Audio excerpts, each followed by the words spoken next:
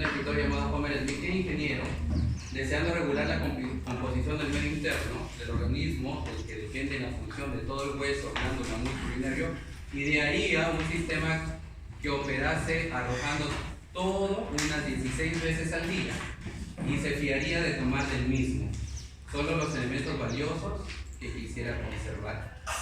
Esta es una pregunta que se hace un escritor, una persona, ¿no? Respecto al tema que vamos a hacer, ¿no? ¿Quién podría haber creado algo que elimine del cuerpo unas 16 veces al día todo lo tóxico y a la vez tomara lo que le sirve para poder funcionar del cuerpo? Y si nosotros respondemos por nuestras creencias, obviamente vamos a llegar a la respuesta de que es Dios. Pero muchas personas allá afuera, en el mundo científico, ¿verdad?, van a decir que se van a preguntar, ¿no? Y no van a llegar a una respuesta. Esto nos habla de lo valioso, lo grande y lo hermoso que es la parte que vamos a estudiar hoy día. Hoy día vamos a estudiar diuréticos. Pero los diuréticos actúan sobre todo a nivel de ¿dónde? ¿A nivel de dónde? A ver, así digan un órgano, no les estoy diciendo el riñón. Ah, ya, del riñón. ¿Y en el riñón? ¿En dónde? ¿En dónde? En la nefrona. Muy bien. Sí saben. Muy bien. Pero eso no va a ir en el examen, va a ir más profundo. Un caso clínico. Pero eso es para ubicarnos, ¿ya?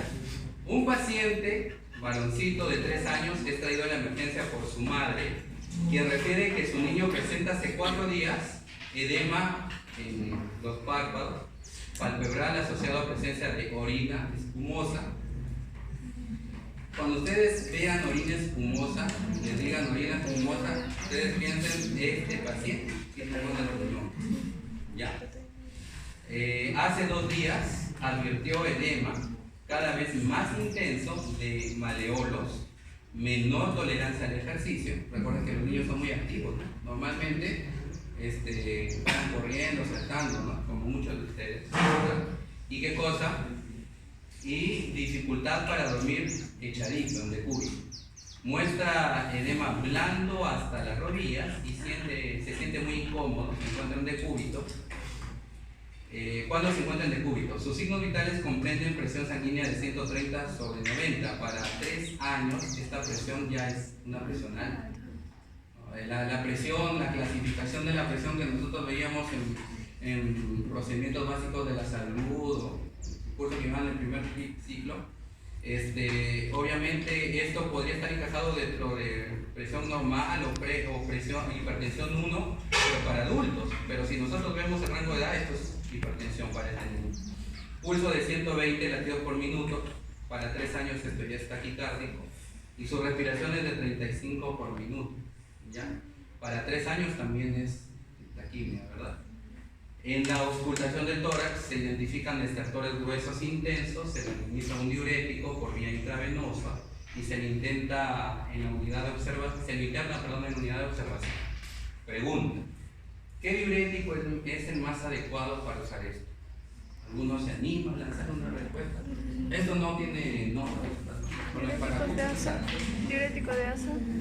Muy bien, diurético de asa. ¿Tu nombre cuál es? Carolina. Carol, perdón. ¿Alguien dice otra cosa? ¿Está de acuerdo? ¿No? La siguiente pregunta es: ¿cuáles son los posibles efectos tóxicos de dicho fármaco? Muy bien. Diurético de asa. Puede generar ototoxicidad. ¿Ah? Puede generar ototoxicidad. Ototoxicidad. Ya. A ver, si tú dices un diurético osmótico. Muy bien. Carol. Y Jenny. ¿Por qué tú dices de asa? ¿Qué es un diurético de asa? Actúa en el asa.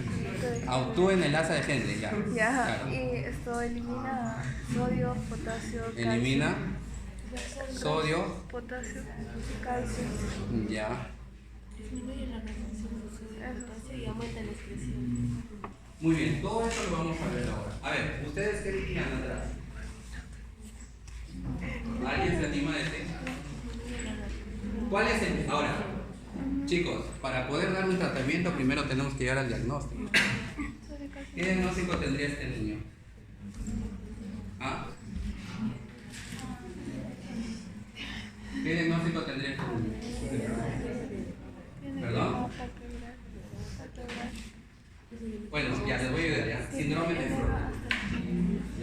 hipertensión, edema. Y orina espumosa, es casi mandatorio que si le hacemos un examen de proteínas, este niño va a tener proteinuria. ¿Ya? Entonces tiene que causar un síndrome nefrótico. Yo estaría de acuerdo con la respuesta de Carlos, ¿no? Un diurético de asa. Pero ahora vamos a ver por qué, vamos a analizar. Entonces, para poder estudiar los diuréticos, tenemos que estudiar la unidad funcional del riñón, que es la nefrona. Muy bien, saben todos qué es la nefrona. Y esta nefrona tiene sus partes, ¿verdad? Primero vamos a ver acá qué cosa es esto, el glomérulo. En el glomérulo acá van a llegar los ¿quiénes? Las arterias, las aferentes, o sea, los vasos sanguíneos, los capilares, para poder realizar la primera fase de la formación de la orina que se llama filtración. Muy bien, díganlo sin miedo. Si se equivocan, está bien. Acá es el momento donde se pueden equivocar. ¿Qué libro es este? ¿El uno? Pero en inglés, ¿no? Ah, chévere. Bien. ¿La última edición? Ah, bien. De ahí me lo vas a pasar porque muy bien no lo tengo. Muy bien. Entonces, filtración, ¿verdad? Ahora, esto que se filtra, ¿qué cosa es? Sangre, ¿no? Es un ultrafiltrado libre de hemátides y libre de proteínas. Y luego va a pasar a la primera parte, o a la siguiente parte, perdón, de esta nefrona, que es el tubo contorneado proximal. Del tubo contorneado proximal acá van a empezar a reabsorberse y secretarse muchas sustancias, ¿verdad? Se reabsorbe aproximadamente entre 40 y 50% de sodio. O sea, la mayor cantidad de sodio, ¿dónde se reabsorbe? A nivel del tubo contorneado proximal. Y a nivel del tubo contorneado proximal, cuando vamos a ver otra imagen más adelante, nosotros vamos a ver que acá hay algunas, ¿cómo se llama? Sin portadores, se puede decir, que van a permitir que se pueda reabsorber esa cantidad de sodio.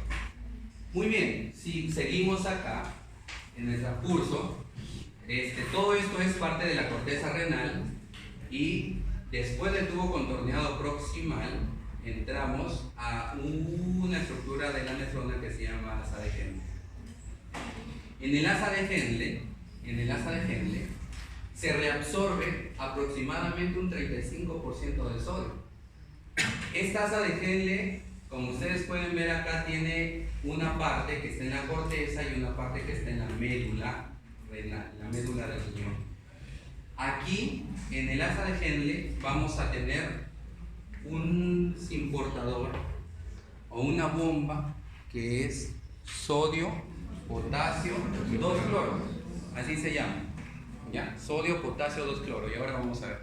Y eso va a permitir realizar toda su reabsorción y secreción de las sustancias que vamos a ver a continuación.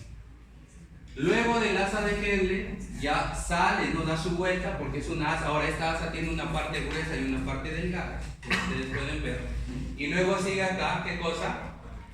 El tubo contorneado distal.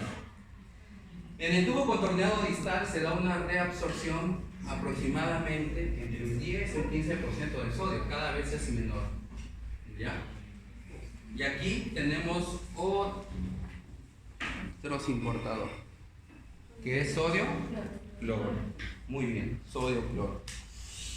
Y finalmente este tubo contorneado distal va a llegar hasta ¿dónde? El tubo colector, donde se va a absorber una cantidad mínima de sodio, un 3 a un 5%.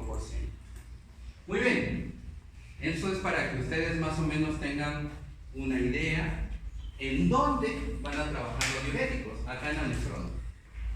Ahora, después de esa filtración, reabsorción y secreción, es que salen aproximadamente ¿qué cantidad de sodio?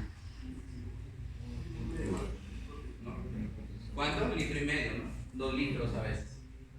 Depende de la cantidad de agua que se está aumentando.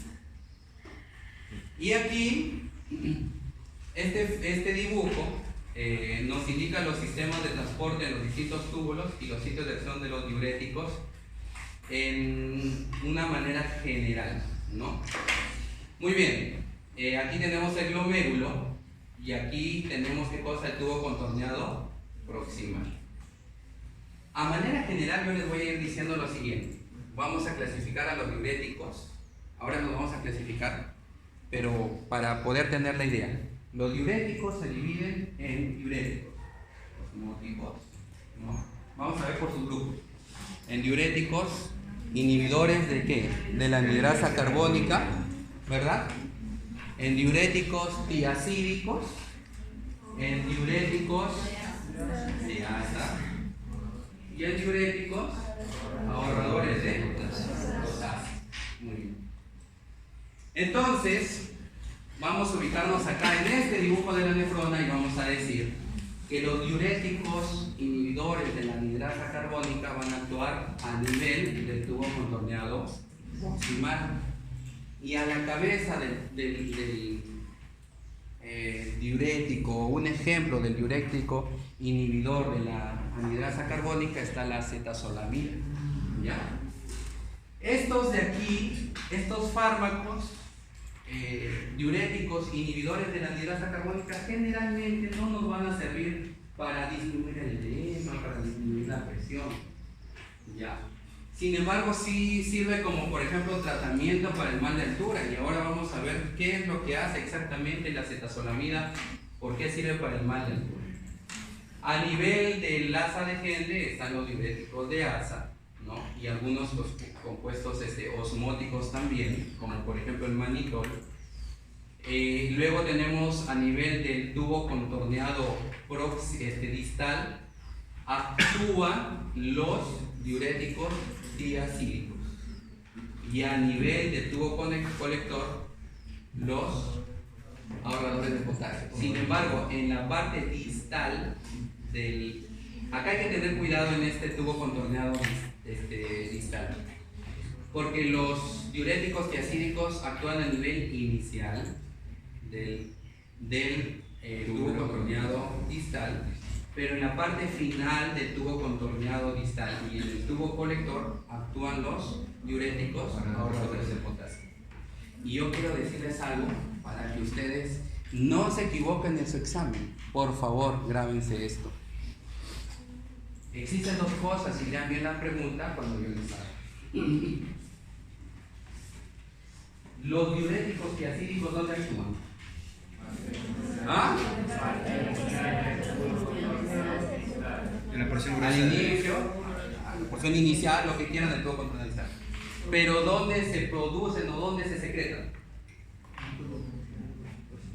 Muy bien, ¿cómo te llamas? Joao. Se secretan los diuréticos tiacídicos en el tubo contorneado proximal y luego siguen su curso por toda la nefrona, o sea, pasan por el asa de Henle hasta llegar al sitio donde van a actuar, que es en el tubo contorneado distal. Pregunta de examen, no se equivoquen. ¿Dónde se secretan los tiacídicos y dónde actúan? Son dos cosas bien diferentes, ¿ya? Y no vayan a venir después a decir, doctor, no, pero la diapositiva decía así. Ya les estoy hablando. Muy bien. Estos son los mecanismos de transportes a nivel tubular renal. Tenemos transportes activos, transporte pasivo, ¿no? Transporte mediado por, ¿cómo se llama? ATP. Dentro del transporte, ¿cómo se llama? Activo, podemos tener también cotransportes. Y dentro del transporte pasivo, bueno, tenemos la difusión simple, la difusión mediada por conductos y la difusión mediada facilitada por un transporte simple. Estos son un cuadro que nos muestra los mecanismos de transporte tubular, ¿verdad?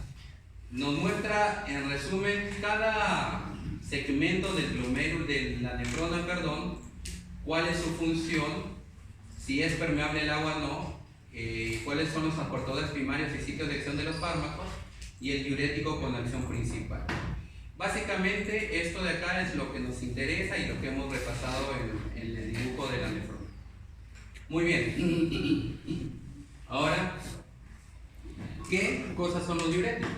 Los diuréticos son unos fármacos, como ustedes pueden ver ahí, que van a aumentar el flujo de la orina y la excreción del sodio, algunas veces incluso la del cloro. Son usados para regular el volumen y la composición de los líquidos corporales, no solamente de la orina. Nosotros tenemos que hablar también de un término que se llama freno diurético, que son mecanismos que compensan y equilibran la excreción de sodio. Porque si no hubiera este freno diurético, pues se secretara el sodio y tendríamos una hiponatremia bárbara en el cuerpo, ¿no? Estos frenos diuréticos, ¿cuáles son?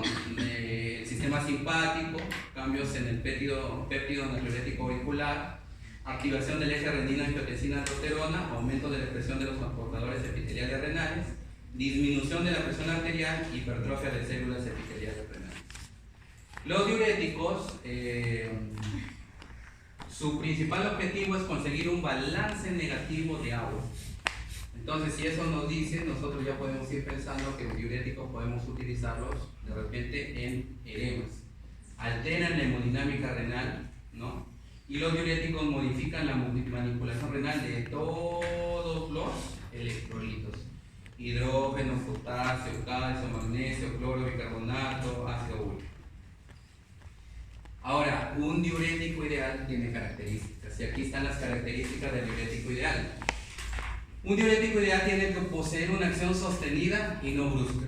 Porque, por ejemplo, si nosotros queremos bajar la presión de un paciente y usamos un diurético que le baja más del 20% de la presión y de golpe, podemos ocasionar un sangrado en el paciente. Entonces, siempre tiene que ser algo que no sea brusco y que tenga una acción sostenida. Tiene que tener una acción natriurética poderosa.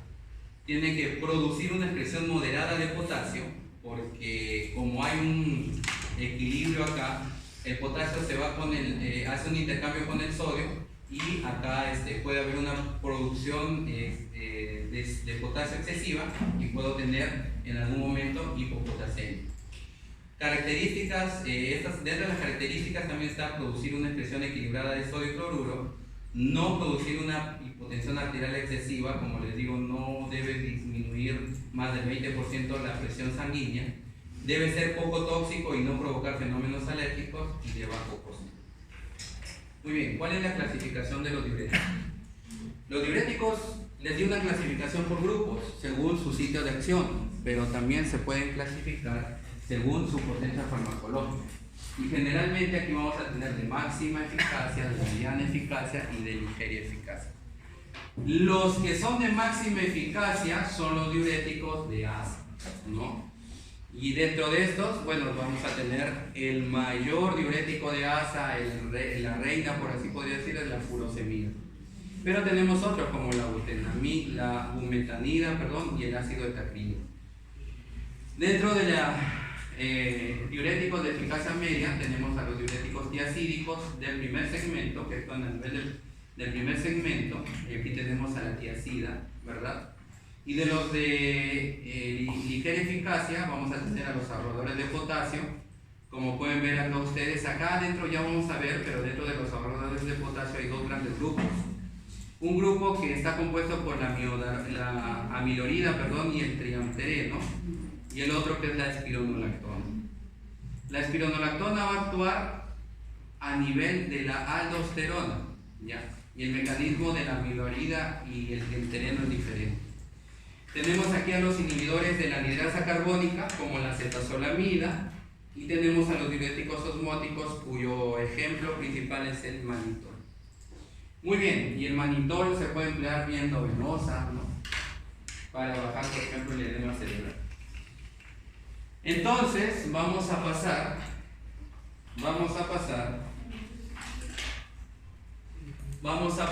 a ver y a estudiar cada grupo de cada diurético. Esto es un poco tedioso de repente, pero vamos a tratar de concentrarnos.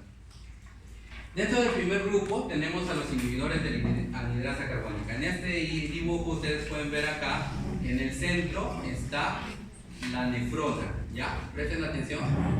En el centro está la nefrona. Esta parte de acá es el tubo contorneado proximal, como ustedes pueden ver acá, porque recuerden que los inhibidores de la anidrasa carbónica actúan en el tubo contorneado proximal. Entonces, en nuestra mente vamos a hacer el esquema de que estamos en el tubo contorneado proximal. Hacia un lado, ¿verdad?, estará la luz, ¿no?, donde está la orina, y hacia el otro lado estará el intersticio de la sangre. Dentro de este túbulo, ¿verdad?, vamos a tener, o a este nivel de tubo contorneado proximal, vamos a tener aquí esta bomba de sodio y hidrógenos. Aquí se producen hidrógenos y se producen bicarbonatos.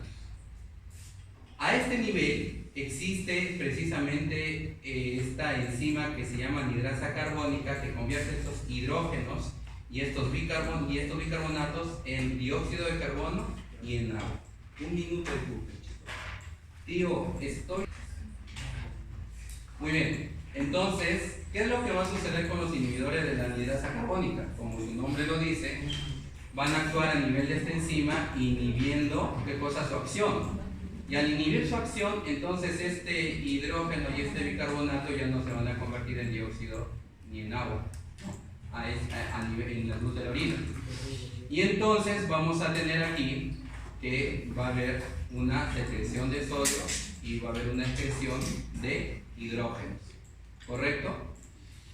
Entonces, ¿cuál es el sitio de acción? Nuevamente, ya sabemos que es el tubo contorneado proximal. ¿Qué efectos va a tener el hecho de que se inhiba la anidrasa carbónica? Bueno, como se inhibe, como yo les decía acá, como se inhibe, va a haber aumento de la excreción de sodio, consecuentemente por ósmosis se produce un aumento de la excreción de agua. Recuerden que el sodio jala agua. Al no haber una gradiente química que permita la reabsorción de potasio, aumenta también su excreción de potasio, hay una mayor excreción de bicarbonato y una disminución de la excreción de hidrógenos. El pH de la orina se vuelve más alcalino, se acerca a 8 y se genera una acidosis metabólica. Los diuréticos de asa producen una acidosis metabólica, ¿ya?, con potasio disminuido.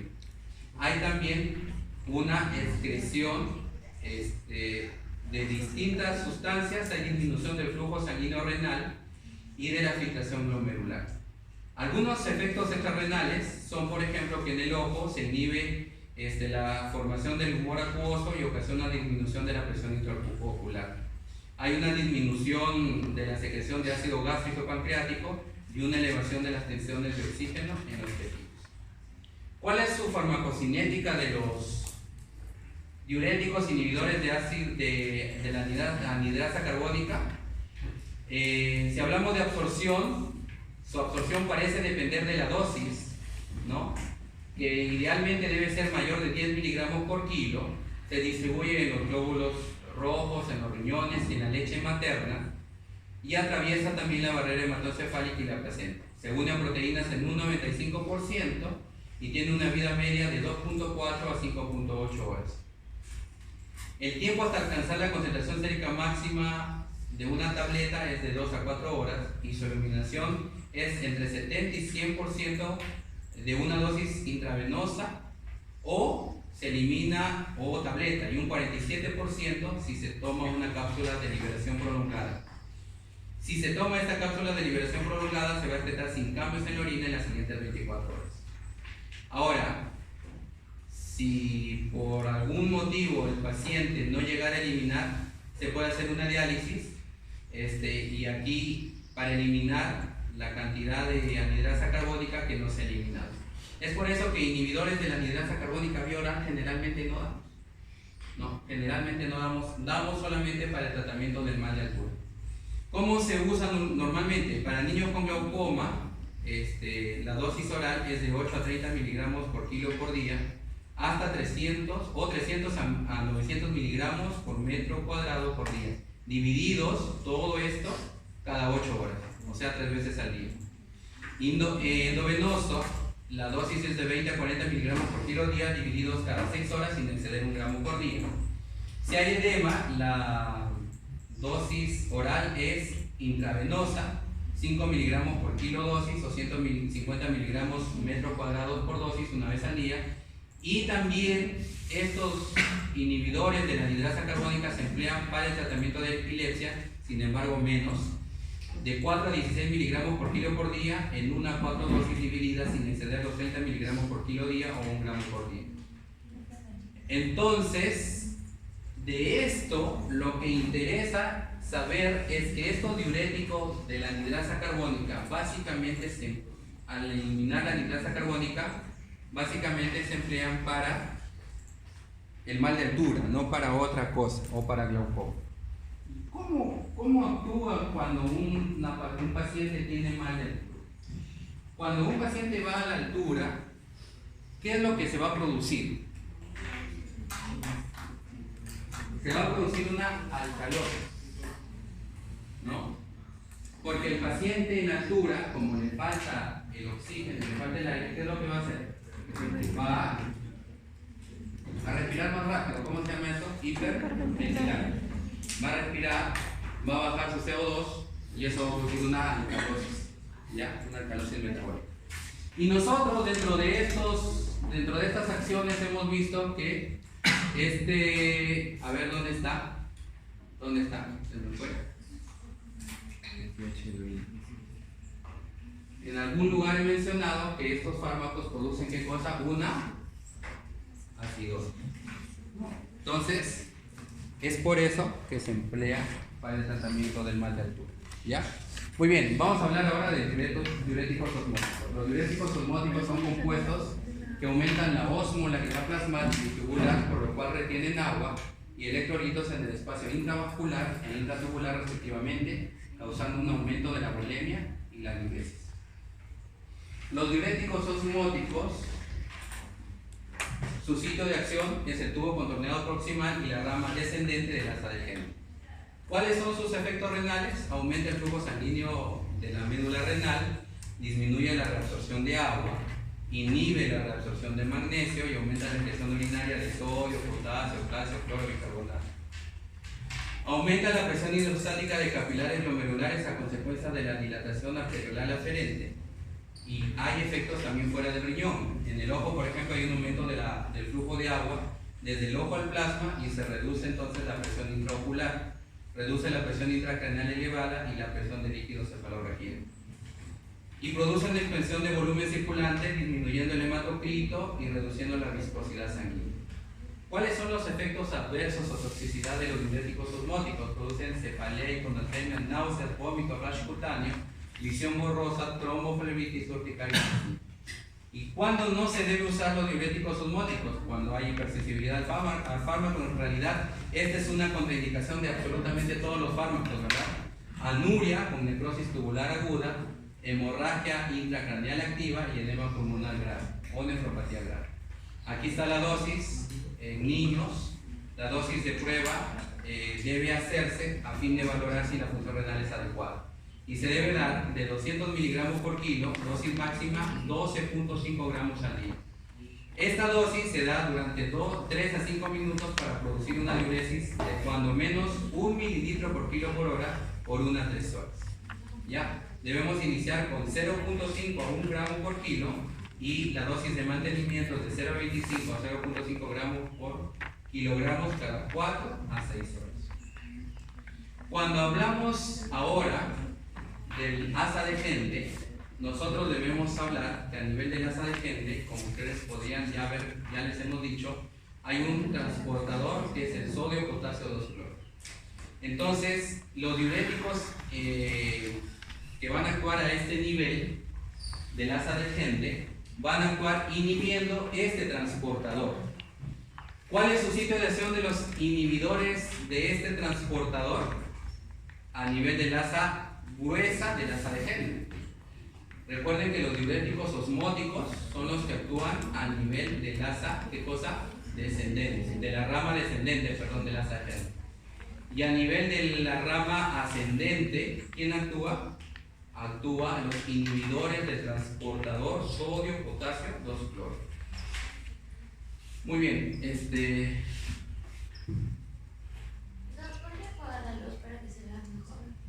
A ver.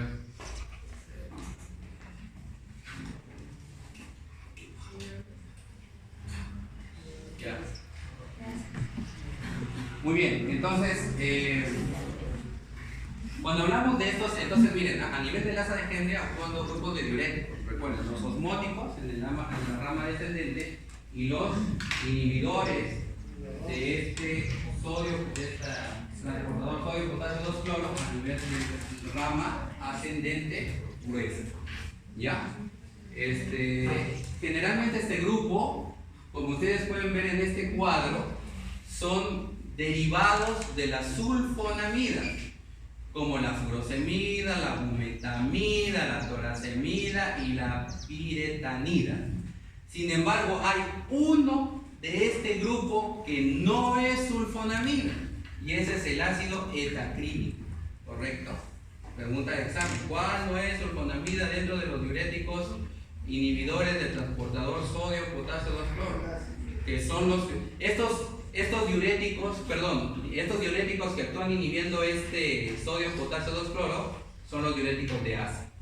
Pero los diuréticos del asa de ¿dónde? De la rama ascendente gruesa.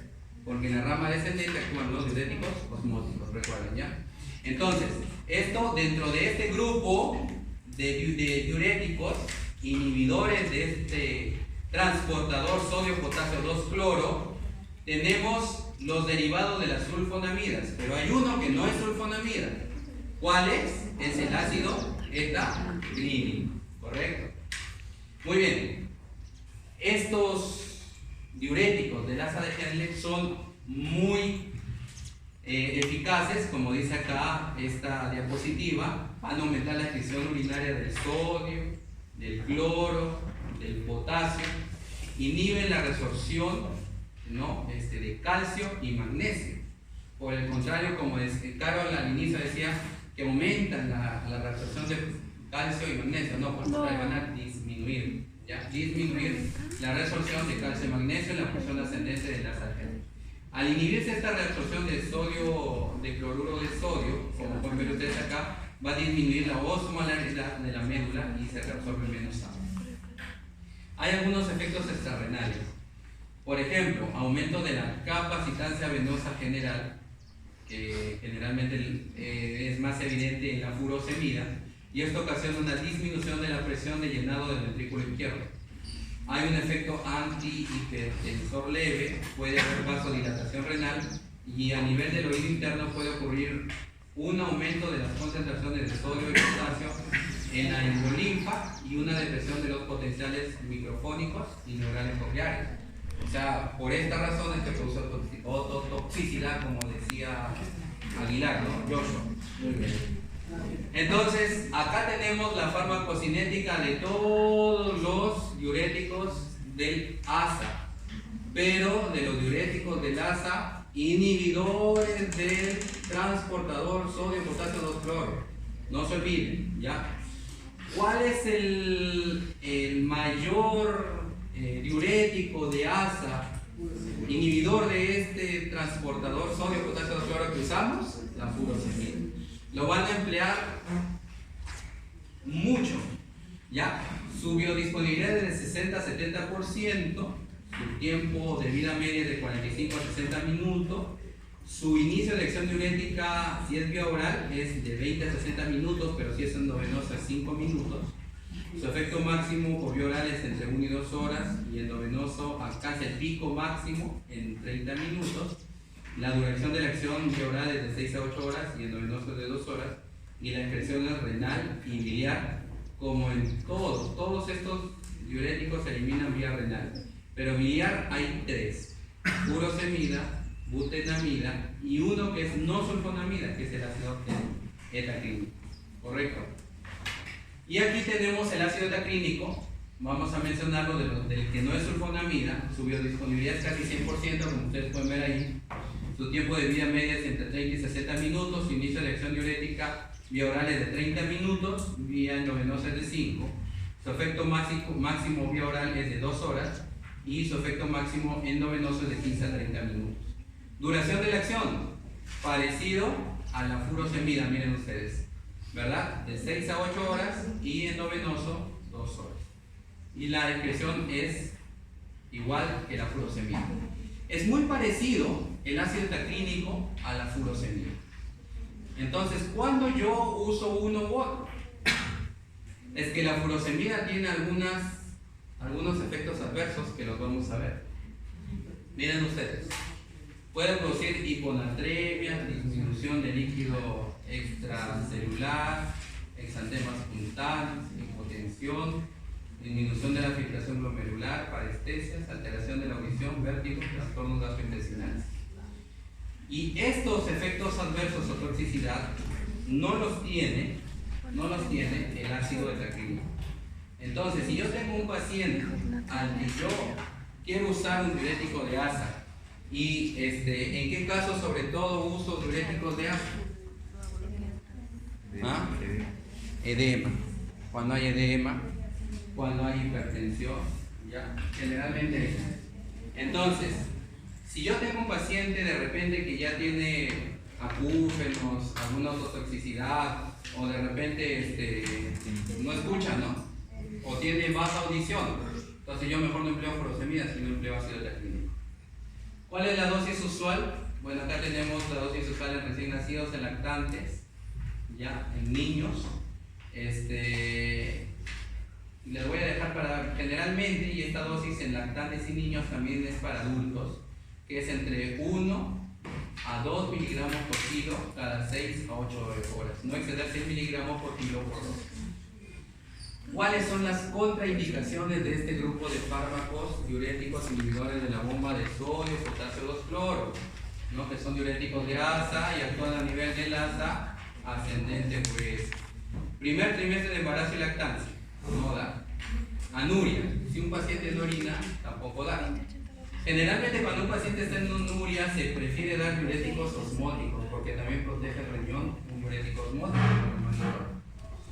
Deshidratación, hipopotasemia, hiponatremia, hipersensibilidad al fármaco. ¿No? Esa es una contraindicación de todos los fármacos. Si le damos, si es hipersensible, no le damos. Muy bien. ¿Para qué se emplea? Insuficiencia cardíaca. Recuerden que la insuficiencia cardíaca da edema. La insuficiencia cardíaca congestiva, como ustedes pueden ver acá, da edema. Enfermedad hepática, como la cirrosis, por ejemplo. O también enfermedad renal, como la insuficiencia renal o el síndrome nefrótico, que también da edema. ¿Ya? Se utiliza sola o combinada con antihipertensivos para el tratamiento de la hipertensión. ¿Ya? Muy bien. Ahora, dentro de los fármacos ahorradores de potasio, vamos a ver acá dos cosas. Primero, que hay un grupo de fármacos, vamos a hablar ahora del tubo contorneado, vamos a hablar del tubo contorneado distal, ya, vamos a ubicarnos ahí, en esta imagen. Y dentro del tubo contorneado distal actúan los diuréticos tiacídicos, ya. Los diuréticos tiacídicos actúan por este mecanismo. Acá ustedes han puesto una línea acá. Y esto de acá es la fase inicial o la parte inicial del tubo contorneado distal. Aquí actúan los diuréticos tiacídicos, ¿verdad? Y estos diuréticos tiacídicos van a actuar inhibiendo los transportadores de sodio-cloro. ¿Ya? Sodio-cloro. Recuerden eso. Seguidamente, en el tubo contorneado distal y en el tubo colector van a actuar los diuréticos ahorradores de potasio. De estos diuréticos ahorradores de potasio, nosotros debemos saber que existen dos mecanismos de acción de estos diuréticos ahorradores de potasio. Unos van a ser inhibir los conductos del sodio del epitelio renal y los otros son los antagonistas del receptor mineralocorticoide o aldosterona. Aquí a la cabeza de esta acción está la espironolactona, ¿ya? Espironolactona. Y aquí está la minorida, ¿verdad? ¿Y la otra cuál era? ¿Ah? y la milorida, por acá está, se nos fue, la milorida y el triamtereno, ¿ya? Muy bien. Entonces vamos a hablar en este momento, de los inhibidores de los diuréticos tiacídicos que actúan a nivel de la parte inicial del tubo contorneado distal. ¿Cuál es su mecanismo de acción? Inhiben este transportador sodio-cloro. Este transportador que está en el tubo contorneado distal lo inhibe. Muy bien. Aquí entonces, dentro de los diuréticos tiacídicos, nosotros tendremos todos estos grupos y aquí yo les voy a dejar su potencia relativa, su biodisponibilidad, su semivida y su eliminación. ¿Cuál es la clasificación de este grupo de fármacos que inhiben el transportador sodio-cloro? Tenemos a los diuréticos tiacídicos y aquí tenemos todos estos, ¿no?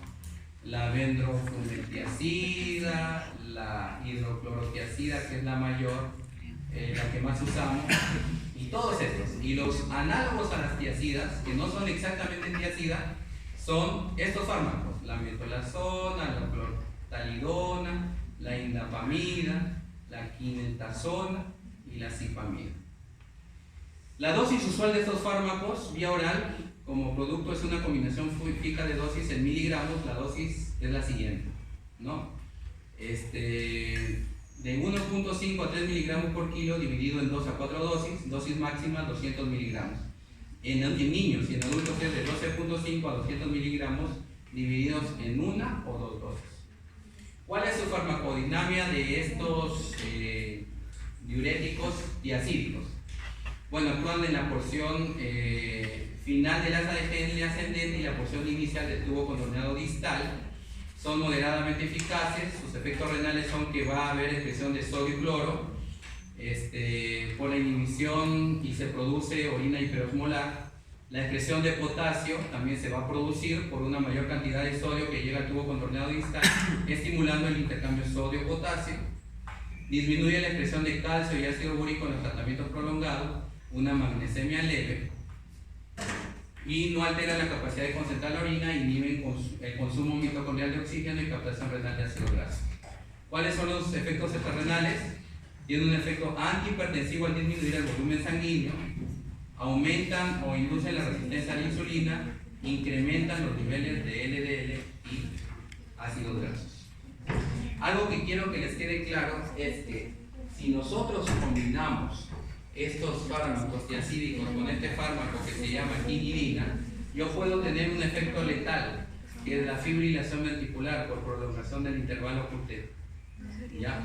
Entonces, tiacida con quinidina nunca se combina. ¿Ya? ¿Cuáles son los efectos adversos? Hiponatremia, hipotensión, hipomagnesemia leve, disminución del volumen esta celular, hipopotasemia, alcalosis metabólica, artralgia, hiperuricemia, aumento de LDL. Muy bien, ahora vamos a hablar de los fármacos ahorradores de potasio. Y dentro de los fármacos ahorradores de potasio yo les decía que dos grupos: los que inhiben los conductos del epitelio renal, como ustedes pueden ver acá, y aquí tenemos a dos fármacos, la milorida y el triamtereno. Aquí tenemos entonces ¿cómo se llama? Su potencia, su biodisponibilidad oral, su tiempo de vida media y su eliminación, y el uso más frecuente de ambos. Por ejemplo, la amilorida la usamos en cefaleas, en náuseas, vómitos, y el triamtereno podemos, efectos adversos más frecuentes que pueden dar el triamtereno son náuseas, vómitos, calambres, en miembros inferiores y debilidad. ¿Correcto? ¿Cuál es su farmacodinámica? Actúan en el tubo contorneado distal en la parte final y en el tubo colector. Y tenemos sus efectos renales. Van a disminuye la reabsorción de sodio, que ocasiona la formación de un potencial negativo intraluminal y conduce como efecto neto la disminución de excreción de potasio. Hiperpolarización de la membrana luminal de los túbulos respectivos, y los efectos extrarrenales son tendencia a la hipercalcemia, aumento de la eliminación del ácido úrico. Muy bien. Y dentro de los ahorradores del potasio tenemos otros fármacos que son los que actúan a nivel del receptor mineralocorticoide o aldosterona. Y dentro de esto, el mayor está, el que está a la cabeza es la espironolactona. Aquí yo les dejo los mecanismos de acción a nivel del conducto colector o del tubo colector, ¿verdad?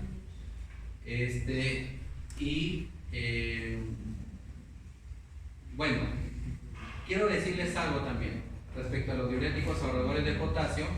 Son diuréticos que al inhibir la reabsorción de sodio por el tubo contorneado distal y la porción inicial del tubo colector, reducen su intercambio con el potasio y de este modo disminuyen su eliminación.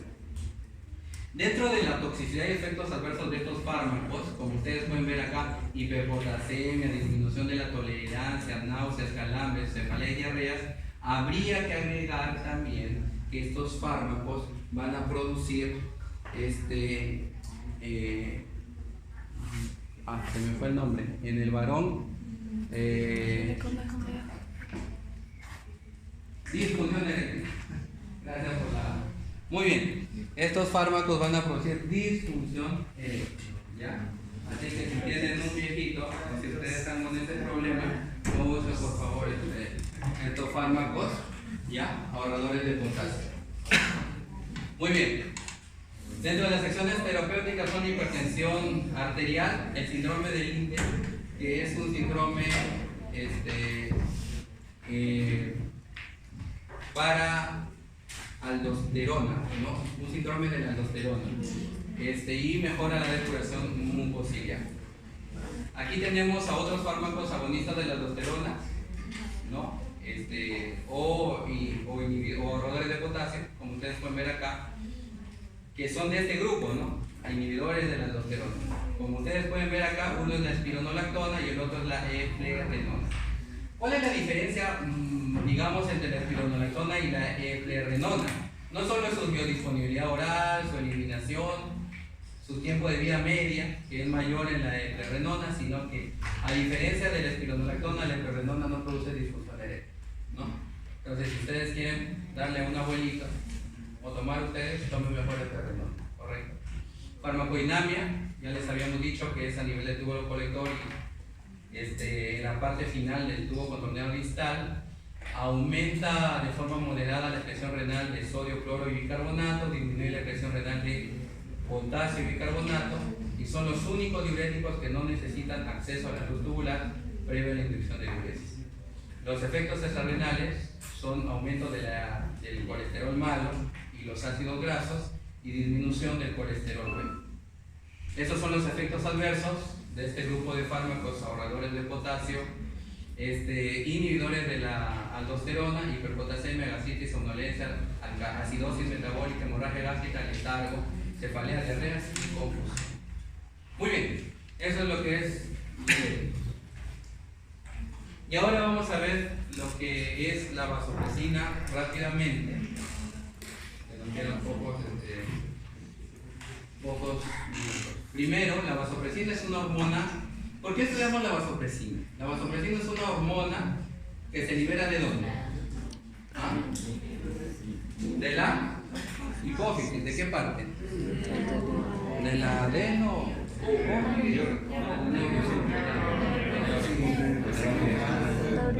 Muy bien.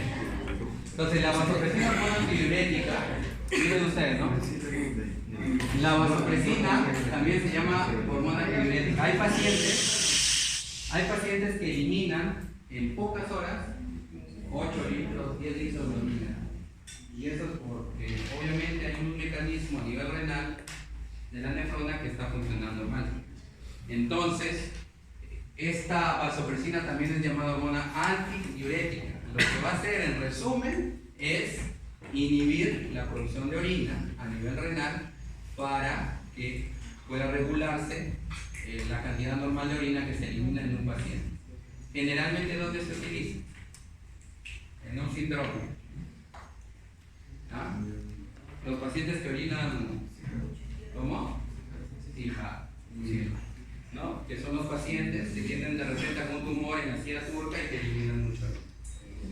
Es una hormona de naturaleza peptídica formada por 9 aminoácidos: cisteína, tirosina, fenilalanina, glutamina, asparagina, cisteína, prolina, quinina y glicina. Actúa a nivel de ¿dónde principalmente? a nivel de las células renales y de los vasos sanguíneos. La función principal es regular el volumen del fluido extracelular por regulación de la liberación de agua en los riñones. Y, aunque también es, ¿qué cosa? Un vasoconstrictor, por eso actúa a nivel de los vasos sanguíneos, elevando la presión arterial. Tiene 3 receptores. El receptor ABPR1A, ABPR1B y el ABPR2. El receptor que termina en 1A se encuentra en el músculo lisovascular, en las plaquetas, en los hepatocitos, en los miocitos del útero. Los que terminan en R2 se encuentran en las membranas de los vasos laterales, de los ductos colectores de Bellini en el riñón, del endotelio vascular y en las células del músculo lisovascular. Y el 1B en la glándula pituitaria anterior.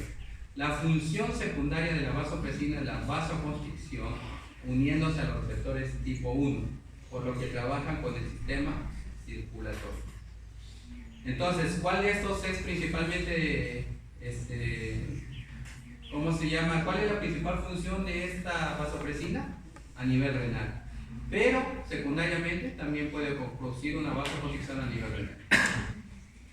¿Cuáles son los mecanismos de regulación? Hay varios mecanismos de la secreción de la vasopresina. Los más importantes son la hipovolemia, ¿verdad? Cuando hay hemorragia y deshidratación resulta en una disminución de la presión auricular, entonces los receptores de estiramiento especializados dentro de las paredes de las aurículas y las venas grandes los vasoreceptores van a hacer que disminuya su tasa de disparo cuando hay una caída de la presión auricular.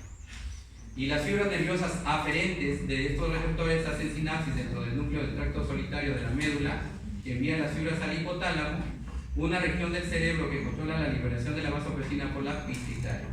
La activación de este receptor auricular inhibe la liberación de la vasopresina por la pituitaria con hipovolemia o disminución de la presión venosa central. ¿Correcto?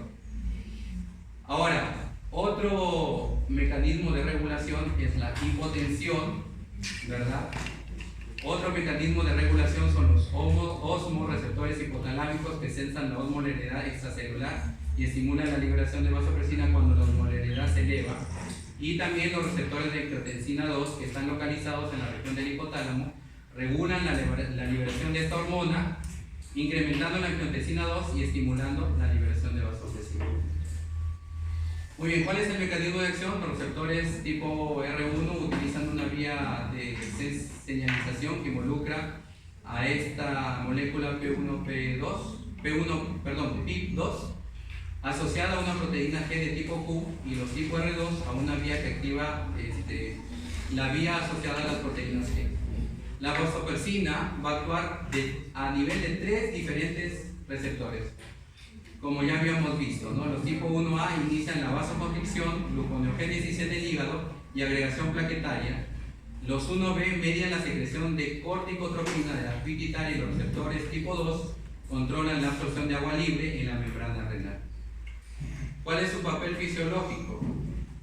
Tenemos acá, primero, que la vasopresina va a promover la retención de agua desde los riñones, va a actuar sobre el músculo lisovascular provocando una vasoconstricción y funciona también como un neurotransmisor, ¿correcto?